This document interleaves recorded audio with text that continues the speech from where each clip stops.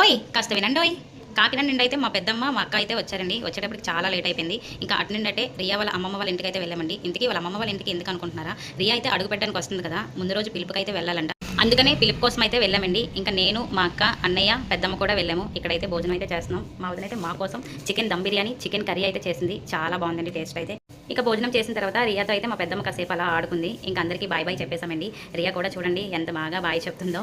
మేమైతే ఇంక ఇంటికైతే వెళ్ళిపోయి ఎర్లీ మార్నింగ్ అయితే ఇంకా రైతు బజార్కి అయితే వెళ్ళామండి. ఇందుకే రైతు బజార్కి ఎందుకు అనుకుంటున్నారా? అదేనండి రియా వస్తుంది కదా, మరి డెకరేషన్ కోసం ఫ్లవర్స్ ఉండాలి కదా వెల్కమ్ చెప్పడానికి, అందుకోసమని ఫ్లవర్స్ కోసం అయితే వెళ్ళామండి. ఇంకా ఇక్కడ బంతిపూలు అయితే తీసుకున్నాము. ఇక్కడ పువ్వులు అయితే చాలా రేట్లు ఉన్నాయండి. ఇక్కడైతే మా అన్నయ్య మా అక్క కలిసి అయితే రోజెస్ అయితే తీసుకున్నారు. ఇంకా పువ్వులు ఇంకా చాలా తక్కువగా తీసుకున్నాం, ఎక్కువైతే తీసుకోలేదు.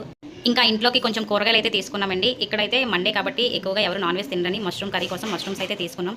ఇంకా ఫైనల్గా మా మార్కెట్ అయితే ఇలా అయిందండి. Okay bye bye. ఈ వీడియో కనుక నచ్చినట్లయితే సబ్స్క్రైబ్ వైజాగ్ వదిన మర్దాలి.